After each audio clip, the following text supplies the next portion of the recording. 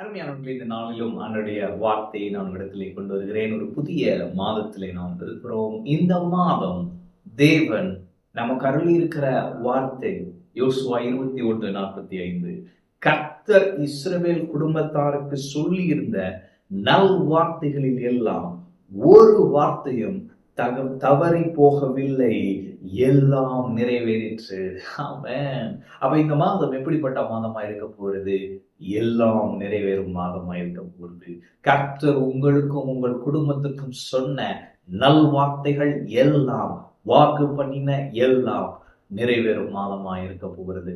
குறிப்பாக பாருங்களேன், நம்ம 6 மாதங்களை கடந்து அடுத்த 6 மாதத்துக்கு போகிறோம் இல்லையா? அப்ப 25ல முதல் 6 மாசம் கடந்தாச்சு, அடுத்த 6 மாதம். அப்ப இது ஒரு புதிய சீசனா இருக்கிறது. இந்த சீசன்ல தேவன் இதுவரைக்கும் சொன்ன வார்த்தைகள், வாக்கு தத்தங்கள், தீர்க்கதரிசிகள் மூலமாய் சொன்ன தீர்க்க தரிசனங்கள் எல்லாம் நிறைவேறும். அவன் எல்லாம் நிறைவேறின இதுதான் உங்கள் சாட்சியா இருக்க போகிறது.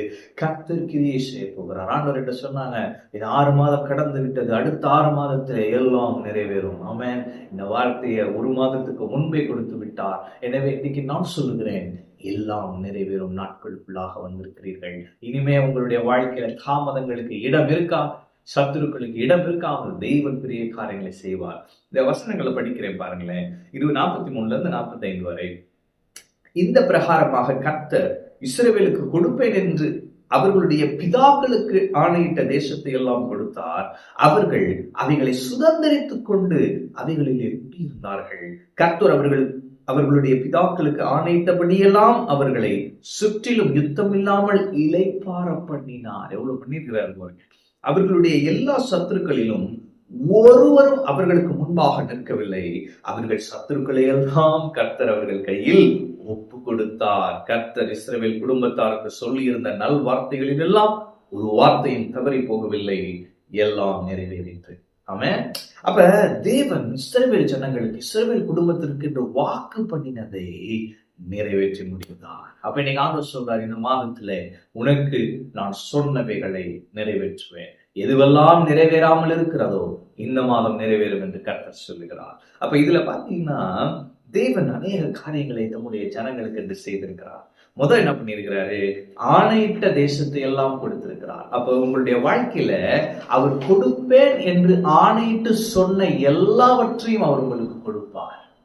உங்களுக்கு இதுவரை நான் இப்படி கொடுப்பேன், அதை கொடுப்பேன் என்றெல்லாம் வாக்கருளி இருக்கிறார்ல, உனக்கு ஒரு வீடு கட்டுவேன் என்று வாக்கருளி இருக்கிறார் இல்லையா? கர்த்தர் சொல்லுகிறார், எல்லாம் நிறைவேறும். கொடுப்பேன் என்று நான் சொன்னவைகளை நான் நிச்சயம் கொடுப்பேன், இந்த மாதம் எல்லாம் நிறைவேறும் என்று சொல்லுகிறார். அடுத்து அதுல போட்டிருக்கு பாருங்க, அவர்கள் சுதந்திரித்தார்களாம், சுதந்திரித்து குடியிருந்தார்களாம். அப்ப இன்னைக்கு நீங்க சுதந்திரித்து குடியிருக்க வேண்டியது அவசியமா இருக்கிறது. உங்களுக்கென ஆண்டவர் சொன்னவைகளை நீங்கள் சுதந்திரிக்க வேண்டியது அவசியமா இருக்கிறது. அவர் சொல்லுகிறார், இந்த மாதத்துல நீ சுதந்திரிப்பாய், சுதந்திரித்து அவைகளை அனுபவிப்பாய் என்று கர்த்தர் சொல்லுகிறார். அதுக்கப்புறம் போட்டிருக்கு பார்த்தீங்களா, யுத்தம் இல்லாமல் இளைப்பாற பண்ணினார். லைஃப் ரொம்ப ஃபைட் மேல ஃபைட்டா இருந்தது. விசுவாசோட போராட்டத்தின் மேல போராட்டம், மனிதர்களோடு போராடி கொண்டிருக்கிறேன். ஆண்டவர் சொல்லுகிறார், இனி உன் வாழ்க்கையில யுத்தம் இல்லை, யுத்தம் இல்லாத இளைப்பாறுதலை கட்டளை இடுகிறேன் என்று சொல்லுகிறார். ஏன் யுத்தம் இல்லைன்னு அடுத்து போட்டிருக்குன்னா, அவர்களுடைய எல்லா சத்துருக்களிலும் ஒருவரும் அவர்களுக்கு முன்பாக நிற்கவில்லை. ஏன் யுத்தம் இல்லைன்னா, அங்க யுத்தம் செய்யறதுக்கு ஆள் இல்லை. அவன் ஆண்டு சொல்றாரு, எதிர்க்கிறவங்க இனிமே உன் கண்களின் முன்பாக இருக்க மாட்டார். ஆமென். உன்னோடு போராடினவர்களை நீ தேடியும் காணாதிருப்பாய். இந்த மாதம் நிறைவேறும்.